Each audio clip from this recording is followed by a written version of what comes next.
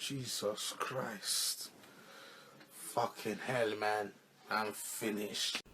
What's good, y'all? I'm back with another video with another banger, and it's not looking too good for Naughty Dog right now. They might be cooked or they might be washed. I don't know.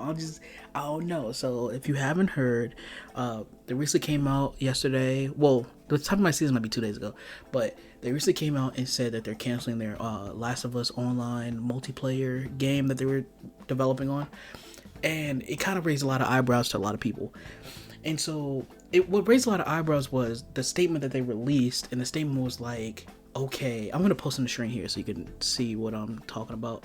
But they were like, oh, if we were to release this, our studio would divulge into a live service studio instead of a single player studio, and they would have to choose which path they want to go down or whatever, etc., etc., etc. And I'm sitting here like, why is this? One, the people who were waiting for this game, y'all announced it this way. Y'all announced it like this grandiose multiplayer, when most of the people just wanted factions from the first game, just updated with more shit, you know what I mean? They wouldn't ask for this massive open world multiplayer, all this shit happening. It's like, bro, y'all started this. They came out on the summer Games Fest a year ago talking about, yeah, this is the most ambitious project we ever had, and if it wasn't for our fans, like, we wouldn't have grown to a studio to handle multiple projects at once. Like Last of Us Part 2 early this year passed a pretty big milestone. It sold over 10 million units. And that kind of support, that kind of success, we're so grateful to our fans. It has allowed us to grow as a studio, and now we can take on multiple projects, more than we've ever had at the same time. Y'all said that. Y'all can't come out now and say, well, actually, we're just a small little studio that can't handle multiple games at once. Like, y'all literally said that. Like, what the fuck? Like, I'm not bugging here, you know? And so they come out with this whole thing talking about, like, well, we can't, we're stopping all development because it's taking too many resources. But hold your horses there, because we actually been developing a brand new single player franchise. And it's like, wait a minute. Y'all first say y'all can't work on multiple projects at once, but then announce y'all been working on multiple projects at once. Like, which one is it? Can y'all support the games or not? It really feels like they're like trying to cover their mishandling of resources or some shit like that, because you can't say a year ago we've grown so much as a company that we're able to do XYZ and then cancel the very project you're announcing because of the shit you just said that you were able to do now. It's like, bro, which one is it? It shouldn't take a year for you to figure it out that you can't handle a certain project. And also, no one asked for this shit. I'm gonna be honest with you. Ain't nobody sitting here asking for, I want when you were playing Last of Us 2, even this is for fans that really love the game. I know y'all wasn't sitting there asking like, man, if only we had a massive open world multiplayer so I can play Last of Us Part 2 on. You know what I mean? I could play the Last of Us online. I could play a certain new character, shit like that. Like, no one's asked for that. They really just wanted what they had in the previous game. And you can't say that if I release this multiplayer, it's going to become a live service game, because y'all have done that before. Y'all literally, Uncharted 2, 3, I think 4 came out a little bit later. And Last of Us 1 had multiplayers with the game. Just literally repeat what you just did. Where like it seems like they what do the old people from the South say? Your eyes are bigger than your guts. Like, you filled up your plate too much before you knew what you can eat. Basically, I don't understand how you even get to this point. It kind of feels like something went wrong, and they don't want to come out and admit it. They're just going to make some BS excuse like, oh yeah, it was just, it was too ambitious for us. We just couldn't handle what this was going to turn into. And it's like, we wouldn't even ask for that. That's like asking your sister to make you a cake, right? A basic plain chocolate cake. And you come back and she has like 3 chocolate fountains and like 3 tables worth of cupcakes and half of them under straw because she couldn't handle the workload. It's like, bro, I didn't ask for all this. I asked for one thing. That's it. And there's people even saying like, oh, I wish they would have just, I didn't want any of this. I just wanted factions to come back. That's all I care for. I don't really want no massive, no GTA 5 online type shit with The Last of Us. I don't care for that. You know what I mean? And I feel like they went too ambitious, and maybe that's because the leadership there or Sony is telling them to do it, but it's very weird, the weird type of messages they're giving here. And this is already after the shitstorm of Last of Us Part 2, which they're remastering for some reason. It's 3 years old, and you can literally play Last of Us Part 2 on your PS5 right now. There's not really a need for, when I think of remasters and remakes, it's for games that are old enough where it's a big upgrade, or it's because you can't play these older games anymore. Like, I can't play the original Jak and Daxter on my PS5. I don't think so.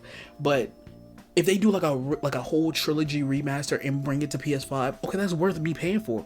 But why spend $50 for a remaster for a game that doesn't need to be remastered? And then also they're having a thing where they're charging you for the upgrade for $10. It's like, what the fuck is the point? I'm like, why am I spending $10 more for something I already have if you bought it on the PS4? Like, what?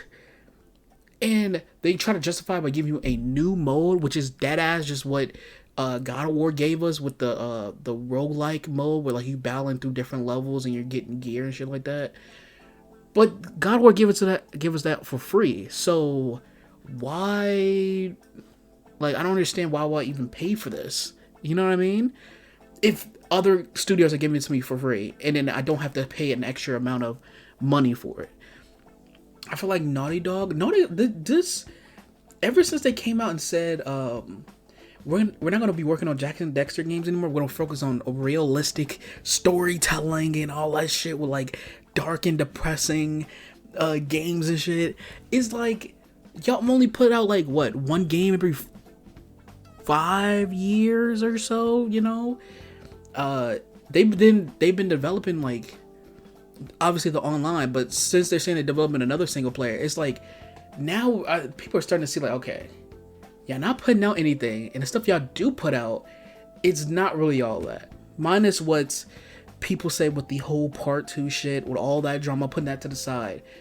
If you didn't enjoy that, which I would understand, but if you didn't enjoy it, there is a big gap between like having games that I want to play, and PS5 is already dry as fuck as is, but there's literally nothing to play on here.